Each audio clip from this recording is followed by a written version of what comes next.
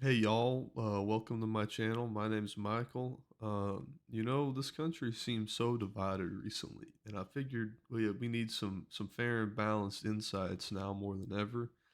I'm sort of a centrist type guy. I like to try to see both sides of an issue and find the truth somewhere in the middle. I've been on break from news and politics since around 2013 or so, since I've been running my storage business, which takes a lot of work. But I've been getting back into it to try to stay informed again. I hear there's an election coming up, so I figure that means it's the perfect time for some clear level headedness. Since that election's on my mind, let's jump right in. Looks like you're pretty standard fare so far. We got some longtime Democrats and a whole lot of Republicans. Probably going to be a messy race. The big news now, though, is this outsider that just dropped his name in the hat, Donald Trump. Check out this clip.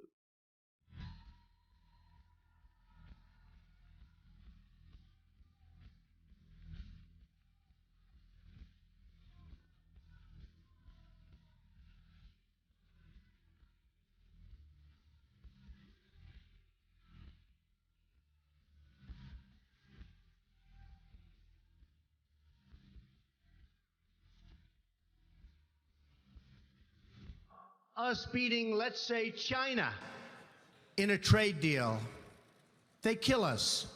I beat China all the time. All the time. When did we beat Japan at anything? They send their cars over by the millions. And what do? When was the last time you saw a Chevrolet in Tokyo? It doesn't exist, folks. They beat us all the time. Tough. You know, all of my life I've heard that a truly successful person, a really, really successful person, and even modestly successful, cannot run for public office. Just can't happen. And yet that's the kind of mindset that you need to make this country great again. So, ladies and gentlemen, I am officially running for President of the United States, and we are going to make our country great again.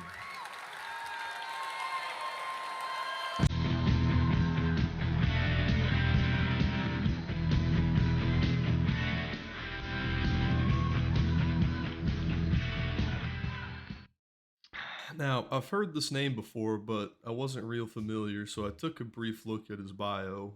Donald is a big time real estate guy. He had a TV show back in the day called The Apprentice. I didn't see it, and I hadn't followed him closely, but it's a little unconventional for president. Um, I mean, it seems like a pretty strong combo to me, at least, public opinion. First off, you got a guy he's used to being on TV. You kind of need, you need to be kind of a restrained guy. You got sort of a cool-headed personality to be able to be on TV. You swear or something, you'll get fines, things like that. So, you got to be charismatic, and that's a good fit for making your points to the whole nation in an appealing way. So, I mean, I guess we'll see when it comes to debates, but I think he's gonna just be a very well-spoken guy. I mean, you just look at the success Reagan had from being in movies. That's some pretty big points in Trump's favor, just on the public speaking alone. Plus, if you're already in the media, you've got to have a squeaky clean PR image. Otherwise, no one's going to have you on anything. So, if he's already on the ball, it's going to be pretty tough for the competition to find any sort of controversies, really. I'm expecting him to be, just kind of a widely beloved guy in general, even for people who don't end up voting for him. And on a second point, he's a businessman. Uncle Chester always said how the country's kind of just one big corporation since like 1868. I don't know where you heard that, but it sure seems that way today sometimes. Back in my college days, I studied business. It's all about money going in and out. The government does the same thing, with taxes and spending. So you gotta admit there's at least a couple similarities. between the business and the country, the government. And, Donald's got a lot of money, so it must be pretty good at the numbers game. Possibly even a business mastermind if you're gonna make it that big. So I'm not saying it's the only important thing, but it's definitely a big plus. So we'll keep an eye on Donald. He seems kind of like the wild card this year. This sort of thing's it's all people have always made the case for the businessman president, but he's, the true outsider. Um, so, his big struggle's probably going to be relating to the common man, unlike most other politicians that have a real easy time doing that. None of the other Republicans have really stood out yet, so we'll probably review them in another video.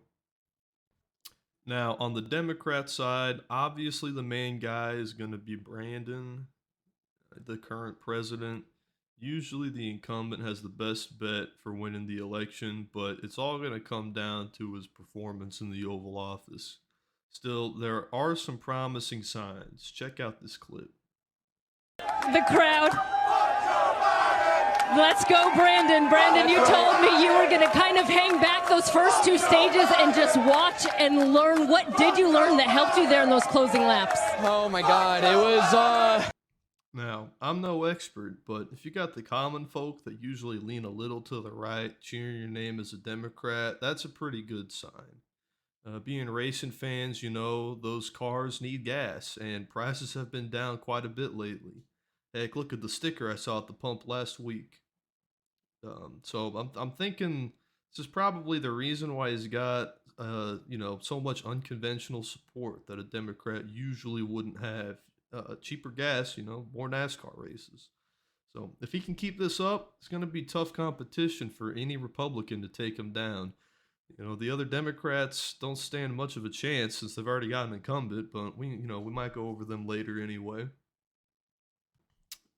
Moving on to a different story. I just saw this breaking news. There's some uproar around a singer, Lizzo, playing a flute that belonged to James Madison. Check out this clip.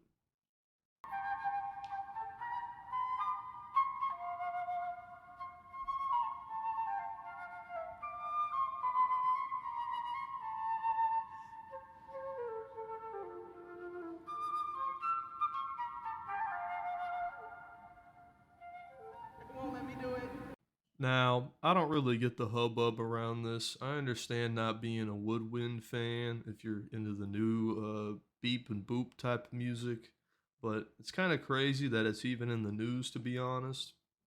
There is one angle I don't see anyone talking about, though. This flute is super old, and you'd assume that James Madison and some other old-timey guys probably played it. This was back in the day when there were some bad diseases like smallpox going around. And my main concern is that if you're putting your mouth on the same thing those guys did, you might catch some ancient virus they had back then. We don't want the smallpox or the plague coming back. So I think the solution here is that the CDC needs to require anyone playing a mouth instrument from more than 50 years ago to use a dental dam. I mean, we just had a whole pandemic. I don't think we're ready for what could happen if one of those bugs from back in the day makes a resurgence. Well, that's the news for the week. I'd tell you what we were going to talk about next time, but it's news, so I don't know what's happened yet. But maybe we'll review some of those other candidates. We still got to talk about that Joe Biden guy. He's kind of on the younger side compared to the other ones, Bernie and Hillary. But he hasn't really made an appearance or talked yet, so I don't really know what that's all about. But anyway, and maybe we'll go over the Republicans once the field narrows down a bit. We got like a ton of them on there. So, I'll see you guys next time. Feel free to leave a comment. And let me know what you think. So thanks for tuning in.